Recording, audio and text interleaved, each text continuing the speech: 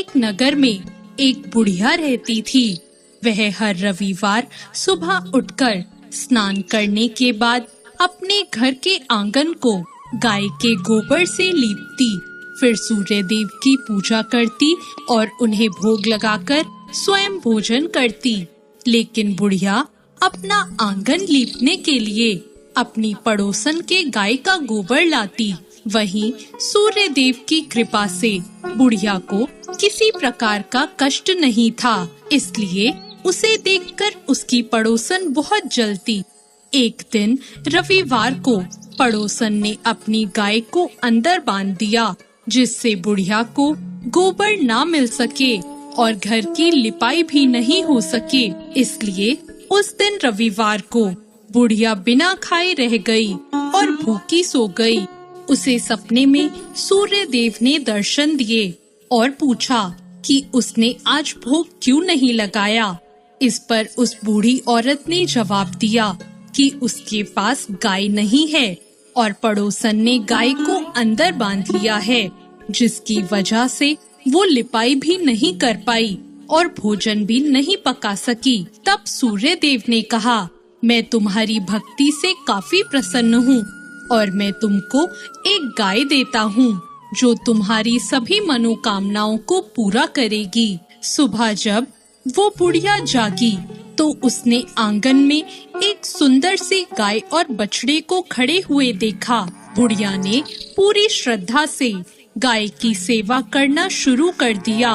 लेकिन जब पड़ोसन को पता चला कि बुढ़िया के पास भी गाय आ गई, तो वह पहले से ज्यादा जलने लगी। तभी उसने देखा कि गाय सोने का गोबर दे रही है। सोने का गोबर देखकर पड़ोसन की आंखें खुली रह गई। पड़ोसन ने अकेले में उस गोबर को उठाया और अपने घर ले गई। सोने के गोबर की जगह वह अपने गाय का गोबर रख गई। इस तरह लगातार सोने के गोबर को इकट्ठा करके पड़ोसन कुछ ही दिनों में बहुत धनवान हो गई। अब सूर्य देव ने सोचा कि उन्हें ही कुछ करना पड़ेगा। उन्होंने एक शाम तेज आंधी चलवा दी। आंधी के कारण बुढ़िया ने गाय को अपने घर के अंदर बांध दिया और सुबह उसने देखा कि गाय तो सोने का गोबर करती है। उसके बाद वो हर रोज गाय को अंदर बांधने लगी। अब पड़ोसन से सहन नहीं हुआ और उसने राजा को यह बात बता दी कि बुढ़िया के पास सोने का गोबर देने वाली गाय है।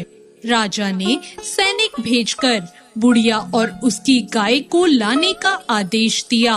गाय राजमहल आ गई, लेकिन उस दिन उसने सोने का गोबर नहीं, बदबूदार गोबर किया और पूरे महल का वातावरण प्रदूषित कर दिया।